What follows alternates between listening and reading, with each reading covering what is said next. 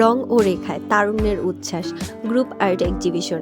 University of developed অল্টারনেটিভের running student এরা, ছোট ছোট বাচ্চারা, যারা দেখেন কত সুন্দর নেচার নিয়ে কাজ করেছে, বার্ড নিয়ে কাজ করেছে, এত সুন্দর লাগছিল। এবং নদী নিয়ে আর্ট করেছে এবং মাটির পুতুল পেইন্টিং করা হয়েছে। খুবই সুন্দর কাজগুলো ছিল, একদম নেচার নিয়ে কাজ করা হয়েছে। খুবই ভালো লেগেছিল, পুরো গ্যালারিটা এত ভালো লেগেছিল যে মনে হচ্ছিল যে আমি একটা রূপকথার গল্পে চলে আসছি। জীবন্ত এক একটা ক্যানভাস আমার সামনে, চোখের সামনে ভাসছে। খুবই অসাধারণ। এই বিড়ালটা আমার খুবই ভালো লেগেছিল এবং পলাশ ফুলটা।